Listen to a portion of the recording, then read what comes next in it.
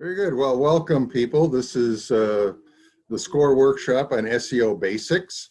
My name is Jeff Quant. I'm a digital marketer with my own company called OnQ Marketing. And I'll cover some of the other things here as we start. For those that have never attended a Zoom meeting before, there is a chat function where you can take and type in messages. So just move your mouse around if you're on a desktop or laptop, and you'll see a menu towards the bottom, and then you'll see the chat function where you can actually take and ask, put those in there. Now, I may not be able to see your questions during the presentation. Connor's actually sort of monitoring those for me, and we'll see about getting those answered in a timely fashion. If not during the presentation, then at the end of the presentation. So type your questions in when you get them. Everybody will be on mute right now.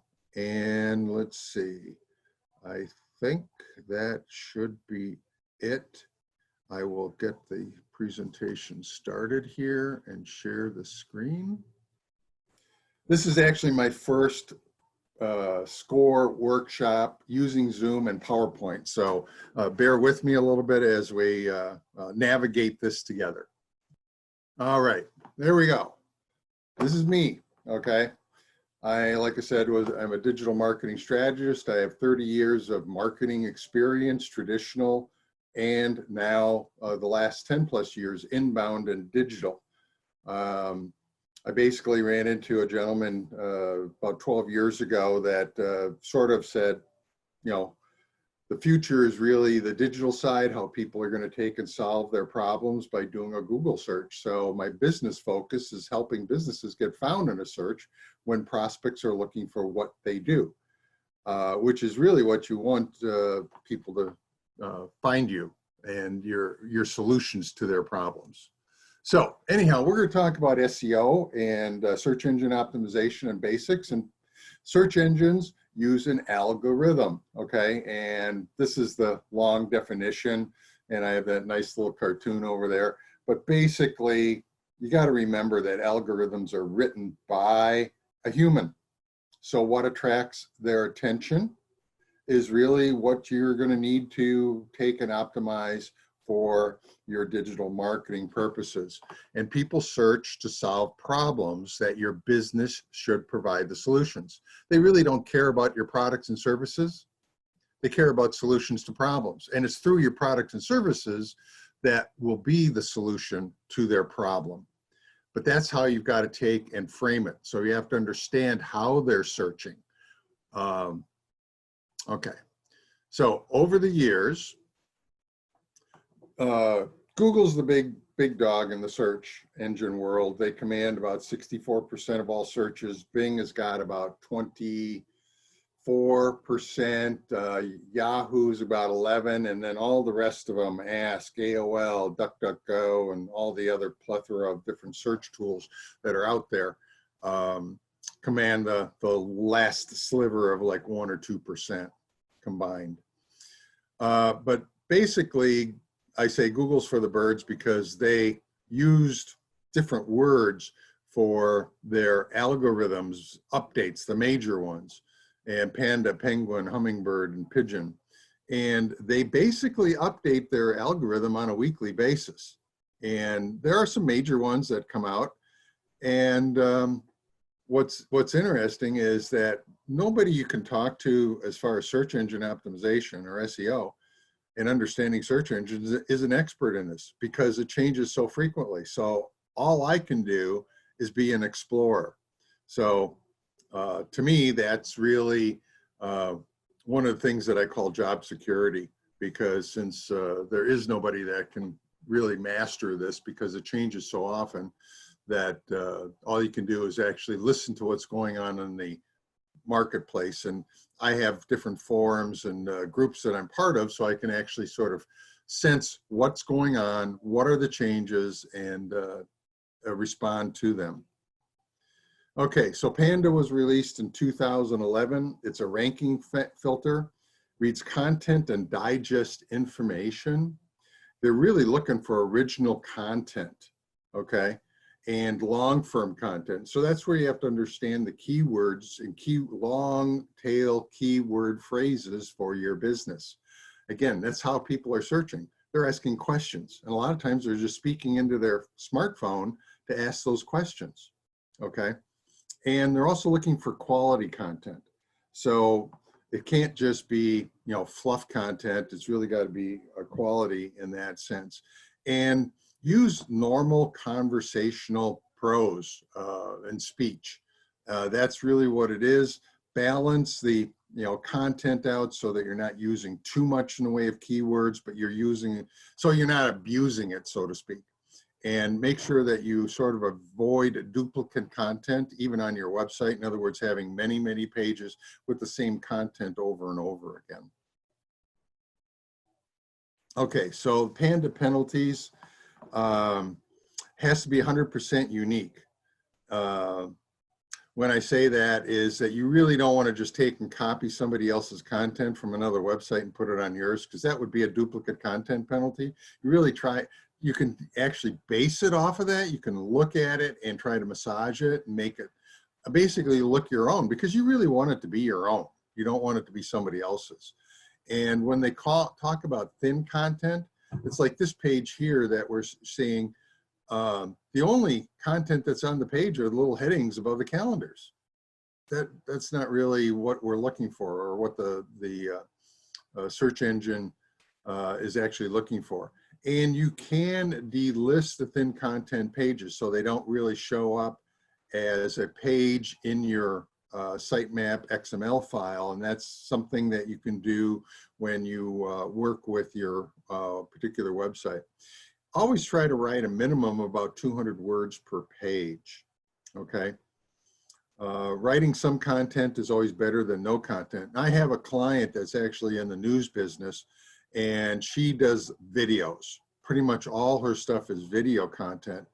And when she takes and posts her stuff on her website, it's taking the YouTube video link and putting it on there. But I tell her, one, the content that you write in the description on your YouTube video, you should take and in a way use or utilize in a fashion so it's not 100% duplicate, but put that on that page as well, so that page can be indexed. So the idea is that for SEO reasons, the video can turn up in a search, as well as the page or the post for that particular video on her website. So it can show up multiple places on a search result page. Okay, Penguin came out in 2002, and really it's looking for relationships, okay, between other sites. And it needs to be a trustworthy relationship. You don't want to have it on a website, for example, that would be just a link farm, as they were called back then, that it was a website with nothing but links on it, because Google and the other search engines now look at those and say, hey, there's no value in this website. There's really no content here except links. And we really want this to have some value that people are going to go to. And there's different tools that I'll cover later on. One is Moz, MOZ.com. And it actually sort of gives you an idea of the domain authority of that website. And that's what you want to look at when you're getting a backlink from another website. What is their domain authority? Is it really a good website to actually be on? So you want to take and actually use that tool to look at the domain authority and give you an idea, okay, is this something that's going to be like a news site, which has got like 100 out of 100? Or is it going to be like a directory site that's got a 5 out of 100? That's the thing that you want to actually look at and make sure that you're on a valuable website for this backlink. Penguin penalties include avoiding tricks intended to improve your search engine rankings. Your rule of thumb is, do you feel comfortable to explain to a Google employee what you have done? Okay. build a quality link from quality sites. Okay, link earning are links that you never want to remove. And you, again, you want to avoid those link farms and black hat tactics. That's one of the things that had been employed years ago, and hopefully most everybody has gotten away from that at this point in time. I did have a client, which is an electrical contractor, that had a local, it was an Omaha directory link, and all it was a bunch of links. It really didn't have any value, and I says, quite frankly, we need to get off of this thing and not really be part of it, because it's going to drag you down in terms of your page and search visibility on Google and the other search engines. Okay, Hummingbird 2013, it's looking for the good stuff on your website. And your website content should be natural and engaging. It should really be the solution to the problems, getting long tail keyword phrases, understanding the search intent versus just keywords. I mean, people do search on single keywords, but generally it's a keyword phrase. And that's where you have to understand what those keyword phrases are. And really answering questions, because that's what they're doing, is they're asking questions in their phone. And because most searches today are done on a mobile device. Okay, Pigeon was also launched in 2013. Like a homing pigeon, this algorithm seeks location-based information, okay, by the searcher, as well as that from the search result. And it's really local SEO. So there's two components to search engine optimization. One is overall SEO, search engine optimization for your digital footprint out there, and then the local stuff, which is like Google My Business, Bing Places, the content that you would build on your website that would be local in nature. So when creating content, use text and imagery that is distinctive to your local area. Okay, that's going to help. Reviews are important. Local directories are also important. And when I say local directories, it could be things like Chamber of Commerce's. It could be the Better Business Bureau. It's the Yellow Pages. It's let's say even like business associations that are visible out there. So those are the things that are important. There's really no penalty. So, and you want to get into the key three results, okay? The key three results, again, this is local. So when you're actually doing a search, you'll actually see in the search results a box with a map, and then usually 2 or 3 results right on the top. And those are all organic, and they actually lead to the maps, but a lot of times they also have things for your website and other content. So that's really one of the areas you want to be involved in. And then it's part of Google Maps. So that's also good too. Now, search engines all take and look at your website and your digital content based on the mobile appearance. Gone are the days when the desktop was there. But really, when you build a website today, you have a website that is mobile responsive, that's visible on all different platforms, but they're going to index the mobile view first.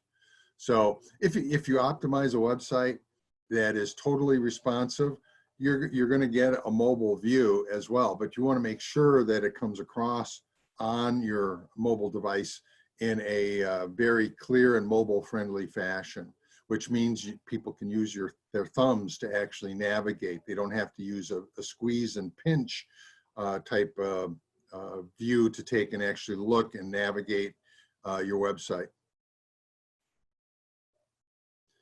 Okay, I'm going to ask this question. In 2019, how many changes did Google make to their algorithm? Does anybody know? Connor, be ready for the Q&A. People, go ahead and put your responses in there. So Connor, do we have any responses as far as the numbers are concerned?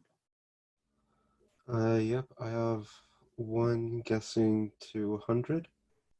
Okay. Another guesstimating 60 plus. Okay. There were over 3,500 changes to the Google algorithm in 2019. Now, a lot of them were minor and they really didn't impact your website at all.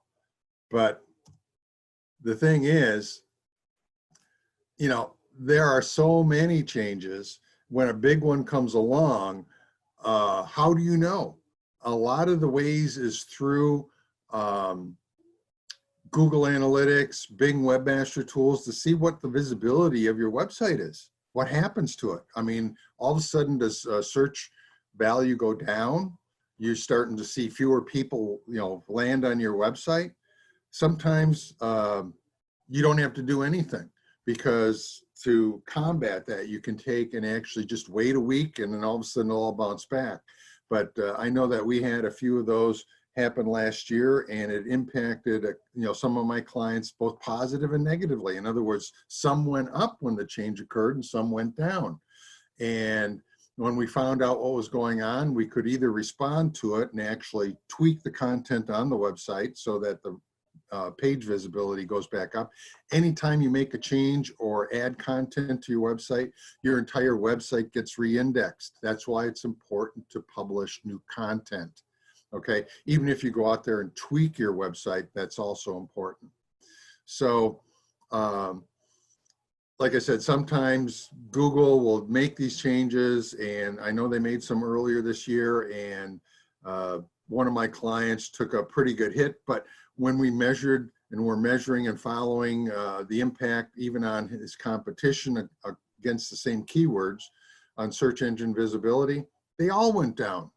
So it's like, okay, well, this is not just unique to you, but we're going to take and address it and do some of these things to see what happens. And the next month he was back up, and we're still moving the needle, trying to move it even further.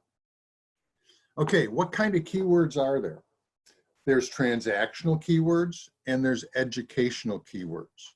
Okay, so for transactional, for example, hey, I got some knee pain. What are the sources of knee pain? So I'm trying to get an educational word, trying to figure out what might be a cause of knee pain, and figure out maybe there's a solution.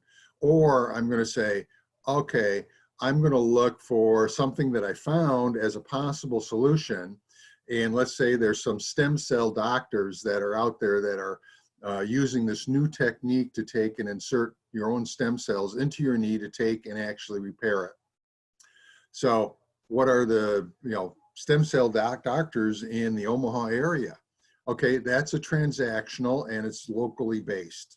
So those are the things you need to actually utilize, both kinds of keyword phrases, both to educate as well as to provide a transaction solution base for your website content. Okay, so we talk about your website, and I know there's some people that are probably out there that say, well, I don't need a website, I got it Facebook. Well, Facebook reaches a particular demographic, or they're using another social media as their web presence. Well, the search engines don't necessarily index the content that's on those social media platforms. So you want to take and have a web presence, and it happens to be a website. And unfortunately, last month we were going to take and do a workshop on website basics. We're going to do that in a couple of months and talk about the different website design tools that are out there and what you need to do to actually build out a website, because it is very critical to your overall digital marketing strategy. And again, you have all these different options to take and actually point back to your website. So social media, and that's one of the other workshops that I've done, is really a relationship tool, and it's a conversational tool. It's not the same as a website where you provide solutions to the problems that people are searching on. Okay, so that when somebody actually does search, they're not going to find your Facebook post unless they're doing the search within the Facebook search function. Then they may be able to find you. Okay, but I don't know how frequent that is versus somebody actually doing a Google search or a Bing search, Yahoo to a certain extent as well. So your website is your, what should I say, your hub, and that is your on-page SEO location. So when I talk on-page or on-site, that's what most SEO practitioners talk about. That's your website. So on-page SEO, there are a number of different components. I will have some links at the end of this presentation so you can download the presentation as well as a SEO document, SEO basics document that has things about this page title, page description. Those are two things that are in the background, which are called meta tags. And the page title is like the blue text in a search result. It's the real clickable link. It's 55 to 60 characters in length. You can go up to 80 in terms of writing content for it. Don't write any more because it doesn't do you any good. But basically that's where you want to take and have a unique thing about that page that is really the headline for that search result for that prospect that's looking for what you do. It's supposed to arouse interest, create desire, and motivate action. In other words, tell me more to click that link. And that's where the page description comes into play. If you don't write it, the search engine's going to take and scrape content off the page and put it there. That's the black text that's in a search result. So you have 160 to 300 characters to actually write some page description. Again, between the page title and page description, it basically gives the prospect something to look at and say, oh, this is the answer to my question. I want to find out more. Okay, that takes you to the website so they can take and then look for more information. And hopefully they can browse the other things that you do with your business. Okay, other things on a page. Okay, there's headings. And each page needs different heading styles, but you want to take and put keywords in those headings so that that will help you in terms of actually showing up as well. Keyword density on the page. How many times is the keyword phrase, long tail keyword phrases being used? Using bold and italics, that arouses interest to the search engine. Again, the algorithm was written by a human. What's going to take and attract attention to the search engine except the algorithm written by a human? Headings. Okay, it's a headline. The keyword density, how many times the keyword's in there. If you write it in bold or italics, it's giving it. Then when you add photos and images, you need to take and write the alternative meta tag as well, because that actually adds keyword density for that image to that particular page. We'll also talk about that. And then hrefs. Those are links to other sites, to other pages within your website that you put on other page, a page on your website. So you can actually, let's say you're talking about a different product. Well, you can say, well, this is where it is on my website. Just click the link and they can take you there. So that's all good to take. These are the main elements, these 7 elements for on-page SEO. So how does that look? Again, the page title is that blue text, okay? And then the page description is the black text. And generally when you have the ... after the black text, that means that it's pulling it up from the content on the page. They didn't write a custom meta description. You need to do that. You need to write a page description that is for that particular page, keyword rich, as well as to design. So it's like, okay, the search results got to be something that's going to arouse interest, create desire, and motivate action, which is click the link so that it can take me to the site to actually help me come up with a solution to my problem. Again, this is 55 to 60 characters, the headline, the page title, and then usually you get 160 to 300 characters in the black text, the page description. Okay. Now, there's also another meta tag that you may come across when you're working with your website called the keyword meta tag. Do not use it. It is no longer used by the search engines. They are still there on search SEO tools and website design tools. I've seen them, and with a club and organization that I'm part of, as you can see, I'm a cyclist. Their web design tool has a thing saying put in the keywords that are important to your club. Well, that puts those keywords on every page of the website, and the search engines don't use it anymore because it had been abused. People started stuffing keywords that were not even related to their website in there to get better ranking by the search engines, particularly Google. And you don't want that to, you don't want Google to take and actually say, hey, you're using this keyword meta tag and stuffing keywords in there that are not related to your website. Okay, so what does Google and the search engines do? If you are using this, they're going to take and look at those keywords and then compare it to the content that's actually on the page. If there's a match, you get a gold star, and for $2.50 out of your own pocket, you can go down to a Scooter's coffee shop and get a cup of coffee. That's what it's worth.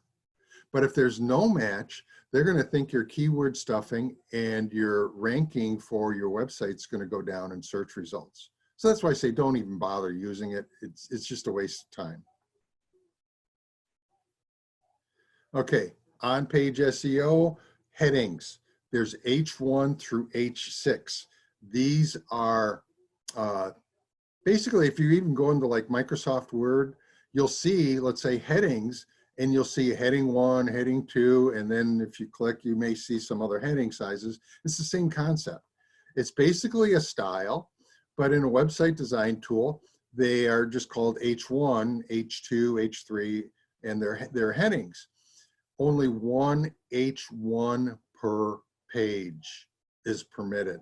Okay, you can have multiple H2s, H3s, H4s, and it's different styling.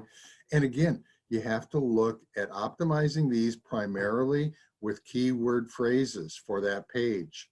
So I've seen sites, especially where they're on the home page, they have like a half dozen H1 headings, and I'm going, no, the search engines don't like that. You'll get a penalty on that. So let's take and find the one that it actually makes sense for that particular page and convert the other ones to H2.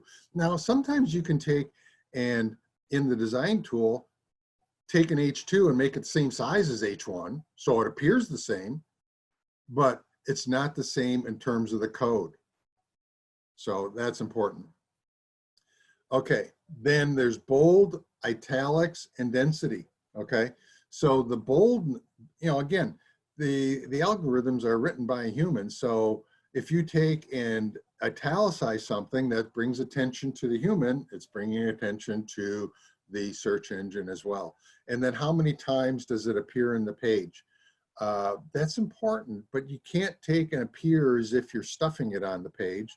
You just have to use it so that it's like a normal speech, that you're answering questions and you're using the answers with those keyword phrases for your business.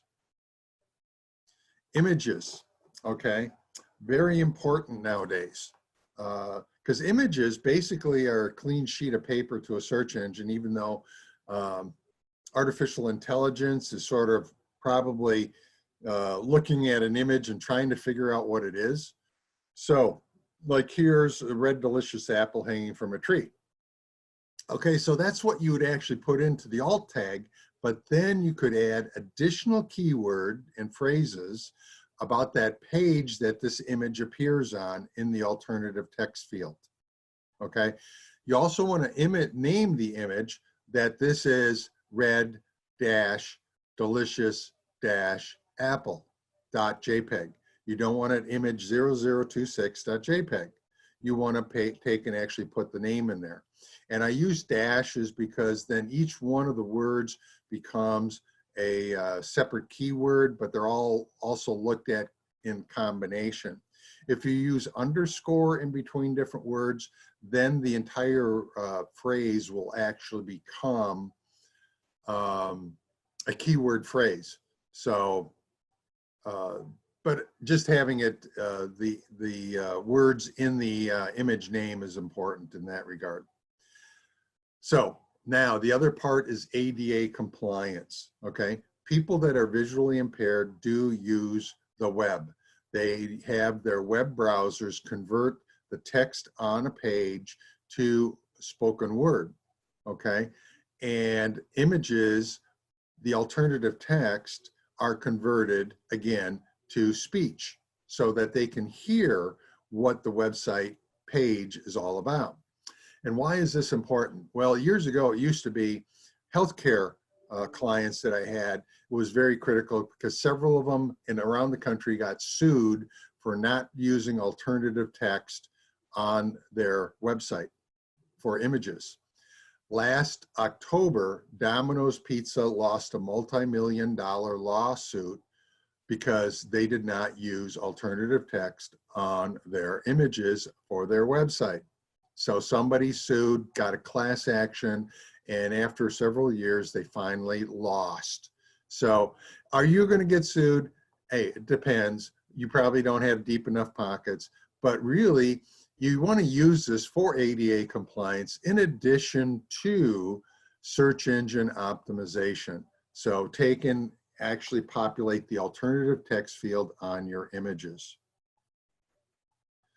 Okay, search engines thrive on new content. So if you have a blog, and if you're, most of the website design tools that are out there include a place that you can actually add new content in a news fashion or blog post as it's called, do that. And those posts should be keyword focused. And really you should understand when the keywords are being searched upon, okay? So you should write posts with those keyword phrases during high search volume time periods. For example, a home cleaning service should be running spring cleaning posts now because they're not searched for in October and November, but they are in March, April, and May. So that's when they should be taking and typing it, because that's when more people are searching for that particular keyword phrase. You write content on those phrases, your content can be more likely returned if it's keyword rich, helping to solve the problems that people are searching upon. So there are ways to actually find that, and you use tools such as Bing, it's not Bing, it's Microsoft Ads and Google Ads to understand when keyword phrases are actually searched upon. They can give you a 12-month history. You know, the average search volume on a monthly basis is okay to know, but not every month is searched equally. So that's where you have to understand, looking back, what the 12 months is, what they actually look like. Okay, off-page SEO, where your business lives online. Do a search for your business name, okay? Anybody that searches for your business name, they should find your content, they should find your website, okay? But remember, people are looking for solutions to problems, so they may not know what your business name is, and that's where search engine optimization is important. But knowing where you turn up as a business is important, because you want to take and manage as many of those places from high value websites as possible, okay? So your business lives online on social media. I have seen sites that companies that probably don't even know that they may have a Facebook location, okay, on Facebook, even though they may not have a Facebook page. So people are leaving reviews, they're probably leaving comments on a generated page by Facebook. You want to take control of that and manage that, okay? Directories, okay, there's Monta.com, there's Merchant Circle, there's Yellow Pages, there's Dex, there's all sorts of directories that are out there.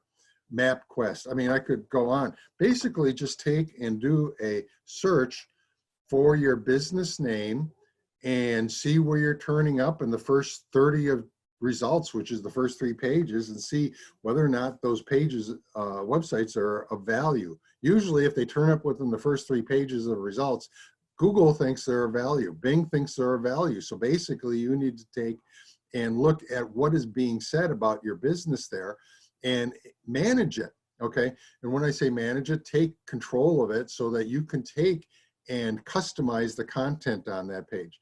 Now, the thing is, when you're doing some of this, generally you may get a call from a salesperson that's going to want you to take and buy their package, okay? Haibu is one of those. Yext.com is another one.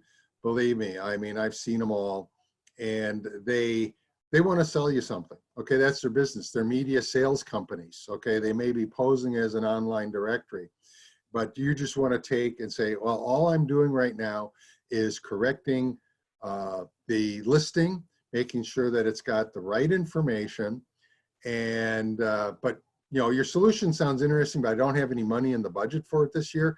Call me when, later on this year when I'm setting up my budget. Okay. Now, when they call you back, just say, oh, I forgot all about it. I really already set my budget for the next year. I guess I'll have to look at that, come the end of next year, because a lot of these things, they don't really give you that much value. They really don't. Okay. But getting the directory listing is correct, but the services that they provide, no. I mean, I could talk about them, but that's time for another thing, okay? So media sites, okay, if you can take and get a story on any of the news sites that are local, that would be golden, even if they're just mentioning your business name. But if they include a link back to your business, that's even better. Wow. That's a backlink from a highly valued website, because all news sites are like 100 out of 100 in terms of domain authority, that Google likes, that Bing likes, Yahoo. They all are, because they're constantly publishing new content. Okay, and that's where you can get backlinks. Then NAP, okay, that stands for name, address, and phone number, and you want that to be consistent along all these directories, your blog, your website, anything that you're doing, your Google My Business, the local SEO, the Bing Places, the Yahoo local, all those should have the same name. In other words, if there's a comma, inc, dot, that's what should be on all of them. Okay, like mine is comma LLC, on Q marketing, comma LLC.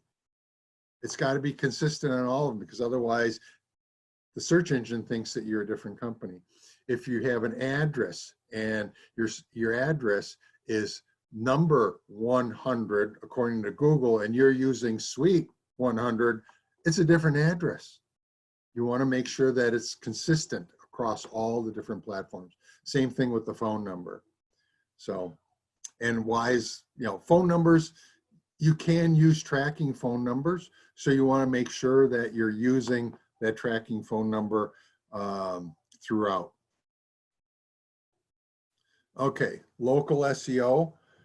There are ways to manage those listings. Again, the NAP consistency is important, having it on your website that way. You manage the big 3, okay? Google, Bing, and Yahoo. And those are those things that you want to take and make sure that it's consistent. I usually say, okay, look at what Google is actually trying to say is your address and your business name, and then make sure that's on your website. Make sure that's used elsewhere on the various local SEO directories and in the directories themselves. Make sure that you're using it in your location for your social media as well. If they allow you to take and put a location like Facebook does and LinkedIn does on a business page, that you can actually take and put a address on there. Make sure that it's actual address that is consistent throughout. Okay, use Okay, reviews are very important because people now will take and look at reviews to help them make a purchase decision. So understand the reviews and respond to every review, both positive and negative, and then challenge some of those reviews. There are ways within the review sites to be able to do that. Now, Google has their own review system, okay? Bing and Yahoo do not. They rely on things like Facebook and Yelp and maybe some industry verticals, Travel Advisor, you know, realist, apartments.com. I mean, there's all different sites that do reviews, and those particular local SEO sources actually use those as well. So make sure, you know, even the reviews are actually recommendations now on Facebook. But Yelp is important because Yelp is a highly valued website and out there. And I know that there's people that take and write, you know, terrible reviews and slam you, and there may be even competitors that are doing that. And I know they try to police some of that stuff, and it's difficult, but answer the review. And like I've had some clients that, let's say they get a negative review and they look at who's reviewing it and they'll say, well, we really don't understand why you left the review because you're not a client of ours. We don't have any record of you doing business with us. We appreciate it. If there is some difference here, please give us a call, you know, but answer it in a way that is not really antagonistic to them, but basically putting them in their place to a certain extent and challenging it so that when somebody actually sees that negative review, you responded to it and it like raises question like, man, this guy's really just a spammer. And on Google, you can flag it so it can be challenged. And your response to that will give Google a chance to look at it and say, okay, yeah, this is like, you know, a bad response.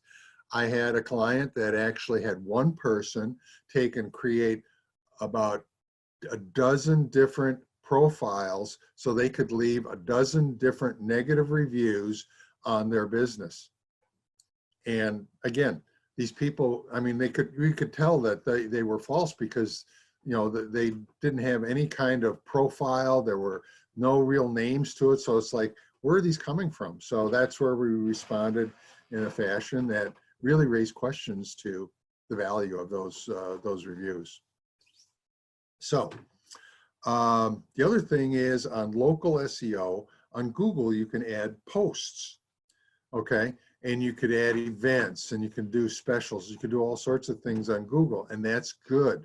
You need to add photos to it. You need to take and write posts on a weekly basis. There are some tools that will allow you to automatically post, but generally I do that on a individual basis because the tools are paid versions versus a free version, and I'm usually a big one for doing things for nothing for free. And that will help you gain additional visibility for Google. For example, I put, let's say, a post on my business page regarding, you know, the workshops I do. So, or on the SCORE workshop, Google my business results. So people can see that as an event and people can then take and click the link and sign up for it. So those are important. Now, Bing does allow posting as well, but only for, let's say, sales. So if you have like a sale going on, a percentage off or something special, that's where they allow it. Now, the nice thing about Bing is that if you have a Google My Business listing that you manage and you're actually keeping it up to date, you can go to the Bing places and actually sync up with it. So that way you don't have to worry about duplicating or typing in new information on Bing, because it will take and sync up with your Google listing and make sure that it's basically the same listing, same information. So you only have to manage one location and then sync it up on the Bing places site. Yahoo, on the other hand, that's run through yext.com. That's a whole nother issue. Generally on Yahoo, I usually take and manage that listing. So I have the name, address, phone number consistent, the basic information consistent. I don't usually put the hours, business hours in there, because if they change, then you have to go out there and manage that separately. And that's not part of the NAP consistency anyhow. So, but on Google, a lot of people take and use the search and see whether or not you're open. Now, the nice thing about Google and Bing is that they are actually allowing for temporary closed listings during this COVID-19 issue. So if your business is closed temporarily, you can take and actually put something out on that. Okay, so the key three. This is what a typical key three may look like. Local SEO tactics, posting on Google, for example. Google My Business helps on this, as well as just optimizing your overall website, making sure you've got the keyword phrases, and making sure that when you actually optimize your website, you are using those location-based things, those location-based keywords. So like in the Omaha area, for the best coffee, come to, So, I mean, you're using some of those keyword phrases that people may be looking at, okay? Coffee shops near me, okay? Now, obviously, you're not going to take and put a near me in there in a search term, but that's how people are searching. But if you take and actually use Omaha and Millard or Benson or South Omaha or Papillion or La Vista, all those different city names in there, that helps the near me side of the search phrase. So you want to turn up in that key three listing. And again, this is location based on their phone, on their geographic location of their phone. So that's how that all helps to turn up. But you can take and actually get, let's say, a little extra push if you're actually optimizing everything else on your local SEO. Now, when you take and do any publishing, set a goal, okay? Don't just publish. I don't care if on social media or on Google My Business. Have a goal in mind. You want the person that sees this to do something, okay? So you need to set the goal. What do you want that reader to do? Okay, on social media, sometimes it's just liking the post. Now, liking means different things on different social media, okay? Instagram and Facebook, okay, it's all right, all right? It means that the person is gonna see your content more often. It doesn't share with their network, okay? But if they share the post, then it shares it with their network. So all of a sudden, your content is being exposed to a larger network of people that do not necessarily have liked your page. So that's important. Okay, now if they engage, write a comment, that's good, because then that also shares it with a wider network. Okay, and then you want them to be able to click on it. Now, clicking on it takes them maybe to a link to an article you're sharing or some newsy bit, but you want to take and say, this is why I think it's important that I posted this. But then it may take them back to a blog post on your website. That's also important. Okay, don't just post and run. I've seen too many people saying, oh, I got to take and post because that's content. Well, yeah, but it's not the same. You don't want to take and just post without any goals. You want the person to do something. You want them to react to it in some fashion. And you want to go back and actually see if there is any engagement. If somebody's taking and commenting, you want to respond to that, okay? We're going to talk, in one of my social media workshops, we talk about hashtags, and hashtags are also important because that will help your post reach a wider audience. Okay, content creation. You want to be a SME, okay? That's a subject matter expert. And I like to tell people that I am not a SME in anything I do. And you probably are saying, then why am I here on this workshop? Because again, I'm a subject matter explorer, SME, because everything I do changes so fast that you really can't be an expert. So if you get somebody that comes in saying, I'm an SEO expert, I'll help you out, show them the door, because there is no such thing. Okay, because it constantly changes. There are people that are understanding as to what's going on, and if they present themselves that way, that's great. Okay, you want to become a thought leader. You want to become the solution provider to the people's problems. And when writing content, you want to take and increase those search engine results so you can get found.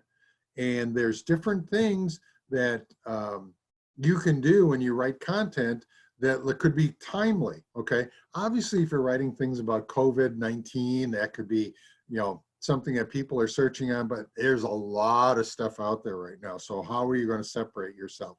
You have to write something that's really unique, that may be about your business. If you're a dentist, you'd say, well, this is how we're responding to the current COVID-19 mandates and things about seeing patients. We're open for business if you have an emergency. Okay, regular routine dental procedures are not being performed right now, and we'll be in contact with you if you've got something scheduled. But put something out there. Don't just not do things now because you think, hey, there's no business. I can't take and raise any business out there right now, so there's no point in taking and creating content.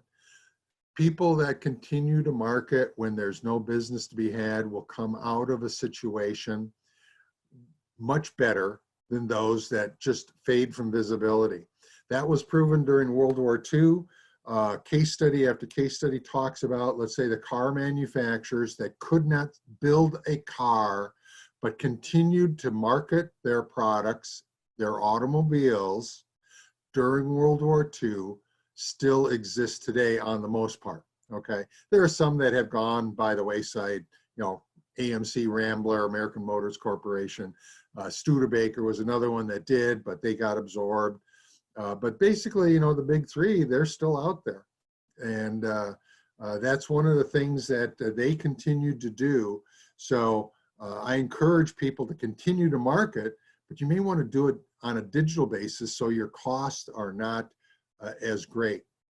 Okay, but you want to engage with your market. Again, you want to take and create content that's going to be engaging, that's going to, again, arouse interest, create desire, motivate action, get them to do something, and maybe comment or do sharing. Now, content creation, I've got a program that I call 411. It's not original. It's probably from one of my people that I follow on different forums and groups that I'm part of in the marketing sphere. But it's really all about information. Okay, that's why 411. It's not about selling. People that constantly put posts out to sell turn people off. Okay, you can soft sell your expertise, but don't go out and sell that. So here's the trick. You have 4 posts to share. You take news stories and topical things that you found, and you share them and say why you're sharing them. Make sure you're using hashtags to reach a wider audience on the various social media platforms. And that'll help build that SME status and thought leader status with you. Okay, reshare one post. That would be somebody you're connected with. Okay, in my sphere, in my world, it would be a digital marketer that I want to take and share, something that I found that I thought was really important. Okay, and again, tell people why. Then a new post. There's the 411. A new post that is original. It could be from your blog, and ideally it is from your blog or from your website, so you can take people back to your website so that they can see other solutions that you can provide. But you give them a little taste of it in the post, and the complete content is in the blog post, 500 words or something on that order. Okay, so here are some SEO tools, and these are a lot of free ones. All right, and we're getting close here towards the end. So Moz.com, I mentioned that earlier. That is one where you can actually see some, they've got a lot of free tools out there for keywords, but it gives you a domain authority ranking for websites that you visit. There are ways to actually look at what they're seeing in terms of headings and keyword density, and whether the alternative text is added to photos on your website. Okay, SEOquake.com is another tool that I use. There are some extensions that can go on to like Firefox or Chrome browsers that'll help you do a quick analysis and diagnosis of keyword density and just overall things on the website. And I will show you some of those things using some of these tools. Bing Ads, which is now Microsoft Ads, is a good one because you can actually see search volumes on what Bing is actually, what people are doing on Bing as a search engine. And you got to remember that human nature is such that even though the volumes are going to be less on Bing, you know, by about 2.3 times versus what Google is actually providing numbers, the time periods when people are actually searching are going to be about the same throughout the year, and the keyword phrases that they're searching on. So there's keyword search tools on Microsoft as well as Bing that'll help you do some analysis there. Google Analytics and Search Console. Now, these are two tools that you can take and add to your website, and you tie the two together so you can get some better analysis, so you can understand how people are searching, what pages they're searching on, how they're finding your website content. Bing Webmaster Tools is out there, very similar, that's sort of like a combination of the two Google tools, and both Google Search Console and Bing Webmaster Tools will give you, let's say, a look at what errors they see on your website. So you can take and go out there and correct it. For example, if you've got more than one H1 heading per page, it'll show up. If it shows that there's no alternative text in a picture, it'll tell you that, so that you can go in there and look at the page that it's appearing on in that photo and actually put that in there. So those are very important. Then even when you do any kind of search, if it's Google or Bing, you get suggested keywords that pop up in the first, in a drop-down box. I mean, Bing does that too. Even on the search boxes in the social media apps, you'll see that as well. It'll give you suggested keywords. Those are the ones that are most being searched upon at the time. And it gives you, let's say, little suggestions saying, okay, if you start typing in, this is one that I like for SCORE, that our national firm that actually goes out and optimizes our website and our content and our local SEO stuff. They're following the word mentors. And I just think that's kind of funny, because mentors can mean so many different things. It's not just a business mentor, which would be a better phrase to actually try to monitor, because that would be something that somebody is actually searching on for help that SCORE should turn up on, okay? So that's why I say knowing a keyword phrase, business mentoring in Omaha would probably be an ideal keyword phrase to take and optimize our content on, versus just mentors. Mentors in Omaha. Well, that could be somebody that's looking for a mentor for my school-age kid. I mean, it just doesn't, you want something that is not so broad. You want something that's a little bit more narrow focus. Not so narrow that you don't get results, but narrower focus so that you can actually get valuable information. So here's a couple of tools that you can take and actually download, okay, that I'm giving away. I'm using a shortener called Bitly. And so bit.ly/SEO Tips 2020, and you'll download this multi-page sheet talking about alternative text and what you need for your keywords and where to search for them, all sorts of different information. It's free. Use it, okay? It's good stuff, okay? And then the presentation, which will be just like a place where it's got the slides, is bit.ly score-SEO. Okay, that prevents you from having to type the long, URL that where I place this up on my website so that you can actually download it. So Bitly's a nice little shortening tool if you haven't used it, so that you can actually monitor. You can actually see what's going on. So I could actually go out to Bitly, my account, and actually see how many people today and in the next several days have actually downloaded these 2 documents. Okay, so that'll be helpful. I'll leave that up. And now, Connor, are there any questions?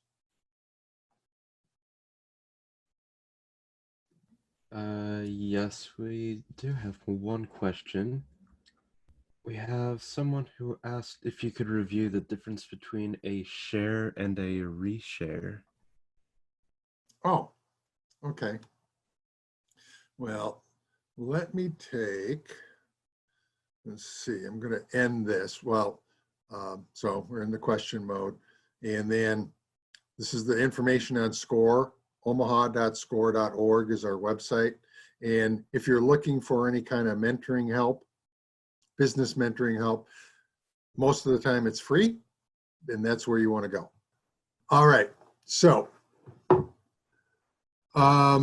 if I want to share something on LinkedIn, okay, for example, okay, Kurt Getzinger is in marketing as well.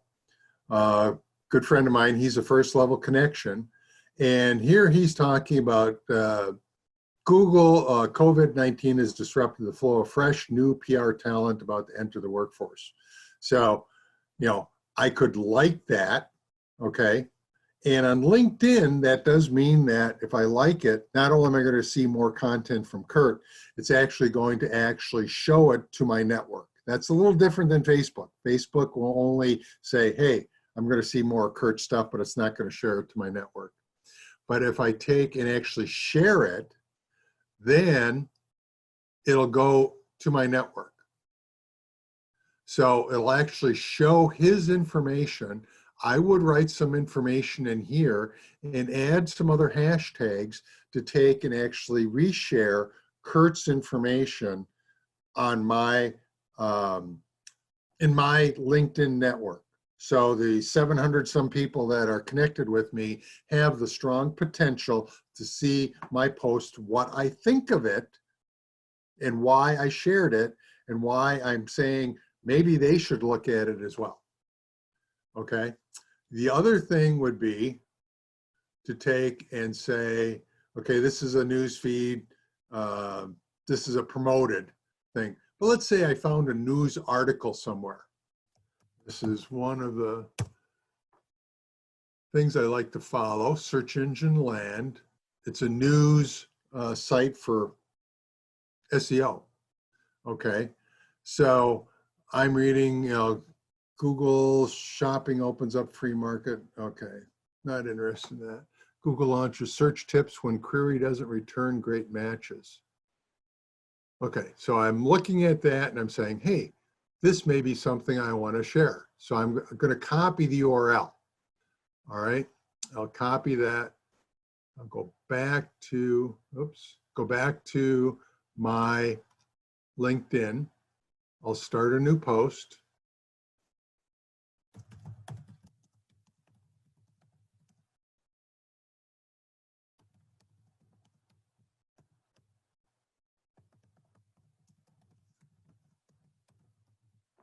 I mean, I'm just writing something generic in here and making sure that,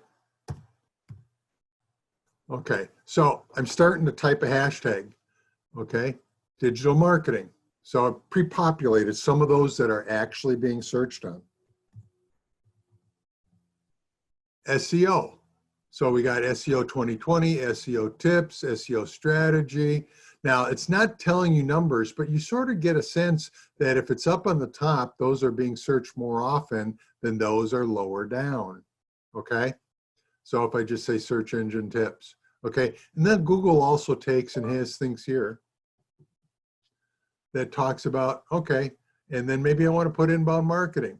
Used to be that you don't want to take and do a ton of links or hashtags, but now it does help reach that a market, a network beyond the people that are liking your content. So here I take and type in that URL, and that gets populated in here. Now, once it's in there, you can actually go in, highlight this, and delete it. And then you can say, post it. So then that goes on your feed. It goes out to anyone.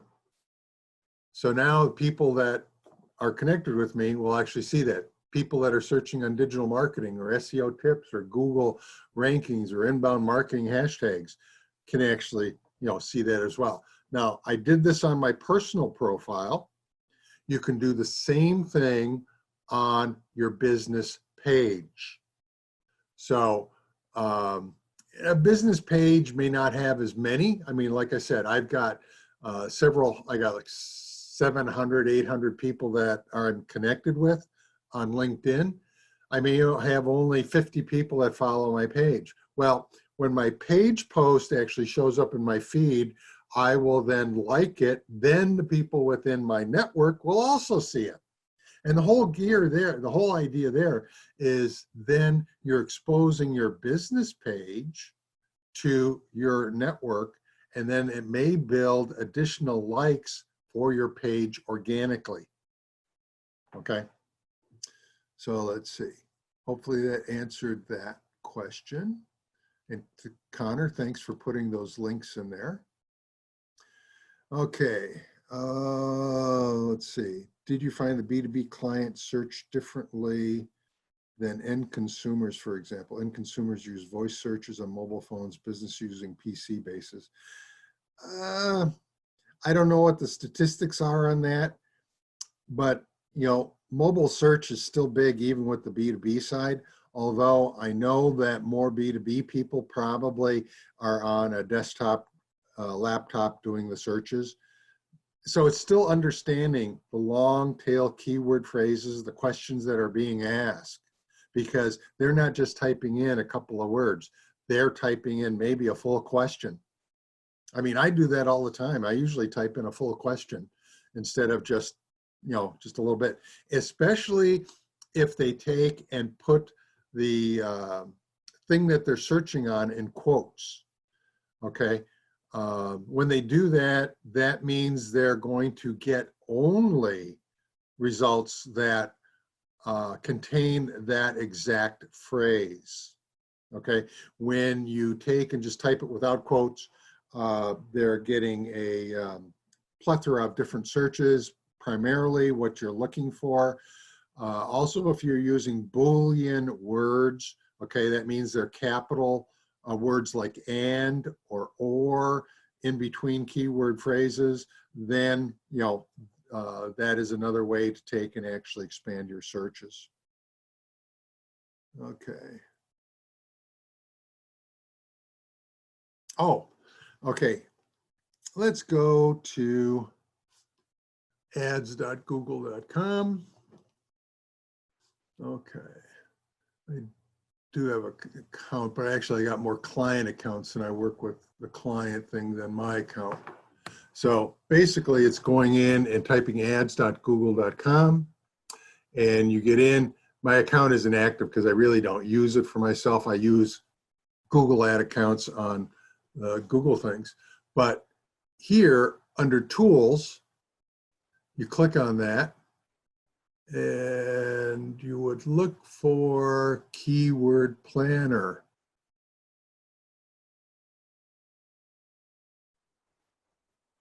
Okay.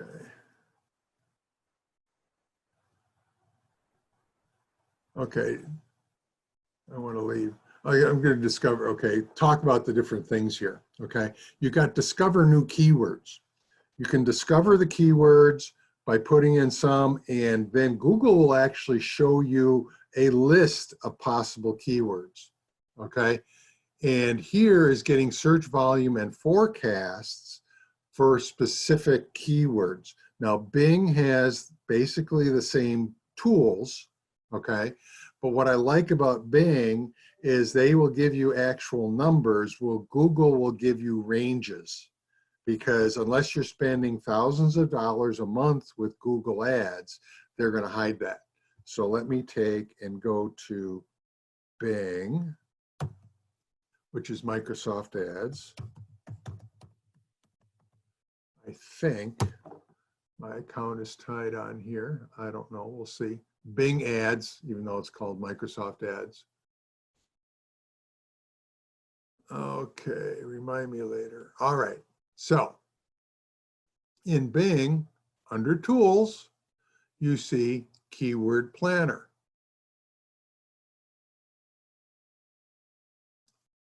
Okay, and here, find new keywords and search for new keywords using a phrase, website, or category. Multiple keyword lists to get new keywords. In other words, you have specific keywords you're looking for information as far as the search volumes. All right, you're not looking for additional ones. Well, let's just look for additional ones. Okay, and product or service, I'm going to put in shoe repair. Okay, I just thought of that. You can put in a website landing page. It'll scrape your website. If you don't have it optimized, what good is that going to do?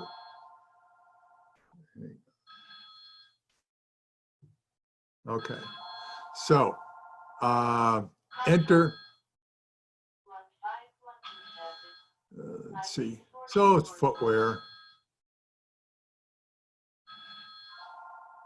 Shoe repair, footwear services. Okay, and you're going to do it in the United States. You're not really going to put any kind of filters in there. You can put, let's say, negative keywords in there that you don't want it to come up with. I've got a client that actually has a kind of weird name that they come up with shoe repair when they're actually a home cleaning service. But so we actually try to make sure when we do the searches, we take the shoe repair words out of it. But here, we're just going to say get suggestions. Okay, so you see averages throughout a year, and then you see add groups. Here are keyword suggestions. All right, and it gives you numbers, average monthly searches. You can see some are 0. You know, you really don't want those. And you can have 30 rows, but here's the export function. This is where even Google has this export function. And when you take and do the export function, you hit segment statistics by month. And oh, that's interesting. Microsoft Advertising Editor used to be CSV. Let's see what this comes down as. Okay, Microsoft Excel, separated values. That's good. That's what I want. I'm going to go here. So I'm going to export that file. Now I'm going to open it up in Microsoft Excel. Now it's opening up on my other screen. Let me move this over on this monitor. So here are the results. Okay, I'm going to take and expand the columns. So now here's the keyword ideas. Remember, we were just looking for shoe repair. So it's actually saying shoe repair shop, shoe repair supply, eBay, shoe repair part, shoe repairs stores. Some of these words really don't make a whole lot of difference. But what I usually do is I'll take and go like this, average monthly searches, and then take and do a sort and filter, a sort Z to A, which gives me, expand the selection, the highest volume to the lowest. Now you see the 0, the blanks, show up first. Well, that's where you go into the filter and say, now I want to filter this. I'm going to click on this, and I'm going to go down and say, I don't want to see the blank results. So now I see high to low. And I can see this month, April, or last year, April, May of last year, June of last year, and I can see average months throughout the year. And you can see this is the average monthly search. September is a low month. Evidently, people aren't searching for shoe repairs, or April, they're not looking for that. But October, November, and December, and January are all higher months than the average monthly search. So that's, if I was a shoe repair shop, I would be publishing content on that keyword phrase. Okay, so that's one way to do it. The other way I usually do is to take and look at different competitors. And that's where some of these tools come into play. Let me see here, go like this. Shoe repair shops. Okay, again, here we got the key three. Okay, they show a website and some directions, and here are the top 10 results. Okay, shoe repair hospital, whatever. But you know, I may be looking for, hey, I want to find somebody close to me, so I want to go to their website. So I'm looking at their website. Now, one thing that bothers me right away when I look at this website is right up here. It says not secure. They were cheap. They didn't buy a SSL certificate. Right away, that's going to ding them on all the search engines. Okay. Didn't ding them too much because he still turned up in the top key three. But this is a shoe repair store. Now, one of the tools I have, I talked about SEO Quake. So here it is. This is the extension of SEO Quake on my web browser. And you can see it starts giving me all sorts of information, like the archive age, in other words, when the domain was created back in February 23rd of 2005. So it's got a lot of age to it. That's good. But you know, some of the other indexing things, you know, I look at it. Google index is 60. Okay, that's like the domain authority, but the SEO Quake version of it. So it's another way of looking at it. But what I look at is diagnose. I want to diagnose this. Give me a page audit. This is just the home page. So tells me what the URL is. There's no canonical tag set to the page. That's not good. It should have that. Okay. That's why there's this little warning up here. It says 86 pages, 86 characters. Now, this tool says 10 to 70. So if you're in 10 to 70, that's good. 80 is the absolute maximum. All right. But here's what it says. Canigliage, shoe and luggage repair, phone number, and then it's got its Canigliage shoe and luggage repair. It's a waste of space to repeat the website page name, okay? Or the website name. What you really need to do, or the business name, you need to take and put in, let's say, you know, Greater Omaha area, or serving Omaha, Millard, Benson, Bennington, you know, whatever. Put in some of those city names up here. This is the page title. This is what shows up in the search result. Here is the meta description. They actually wrote a meta description. It's 136 characters. Now they're flagging it, and I don't know what it's for, but I'm looking at it and I'm saying, okay,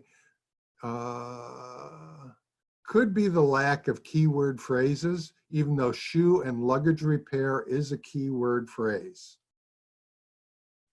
Now they're using the meta keyword tag. Now they're just putting a little info thing in there. And remember what I said? Don't use it. Unless these keywords are on the page itself, you're going to get dinged if you're using it. Now here's the other thing. You can see your page implements HTML headings. It's got 5 H1s. Some of them are just there for style. They've got 3 with their phone number. Come on, really? Okay, so luggage repairs, welcome to decorating professionals. What? I mean, somehow I missed that.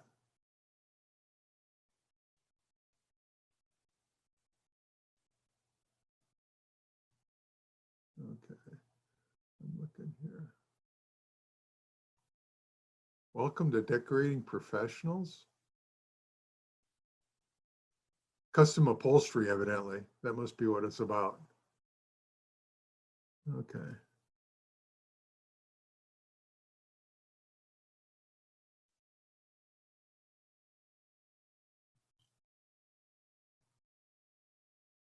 Okay. I was just looking down here. It says designed by Web Designs and Stuff. Never heard of them. So, I mean, it's attractive if the human can see it, if the human finds it. Okay, attractive website. But again, this is just this little tool. It tells me a little bit about it. Let's say if I was a shoe repair business that wasn't Caniglia's, maybe I wanted to take and actually look at their site. Maybe I can glean from it, find out some other keywords.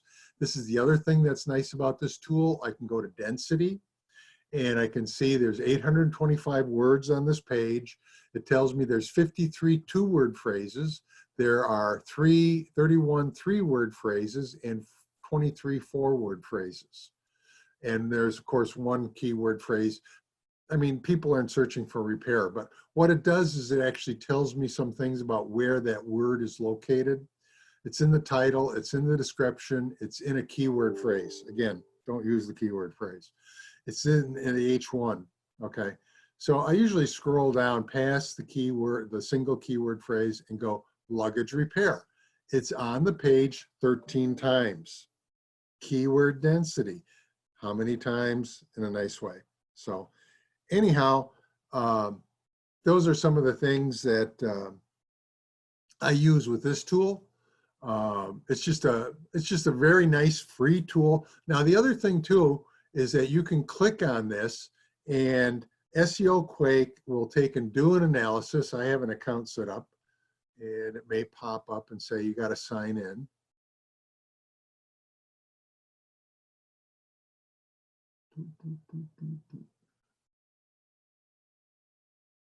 Okay, so it gives me things like search volume in the United States, keyword difficulty, cost per click. In other words, if you want to take and do an ad campaign, Google and Bing also talk about that. And then here's luggage, keyword variations, luggage repair near me, luggage repair, repair service, Samsonite, Hartman. So, I mean, people are looking for different things. You can see the search volumes here. And then you get related keyword phrases as well, okay? And then if you go down further, you can get some search engine result pages analysis, okay? What are the top 10 search pages where that keyword phrase may turn up? So you can actually look at some of those pages and say, well, maybe I can get some other information. Keyword ad history. Some of this stuff is not free. To actually view the full report, you're going to have to take and pay the service. But you know, you get so many of these a week. I think it's like 10 different results. So if you clicked on those keywords 10 times, then you may not be able to do it anymore that particular week. But again, it's another way of getting, you know, keyword phrase information for, you know, competitive review purposes. So now let me go here. I want to show you what the search engine actually is looking at, because search engines don't see this, what the human sees. Okay, view the page source. This is what the search engine reads. Okay, they're looking for these well, these aren't href, but here's your keyword meta tag up here. Okay, and that's what, you know, that tool SEO Quake actually is reading, your description, the tag, and it's got the description in there. Again, some of the stuff, the description can be a little longer, but really having the keywords that somebody's looking for are important. Okay, and having the phone number in there is not a bad idea. It's more important, let's say, on a contact page. If you're going to do a contact, you know, page, make sure that your phone number is in your description. It can even be in your title. That helps people actually say, oh, I can just click on that and get there. There's also other things to make sure that the phone number is a clickable link on all website views on any device.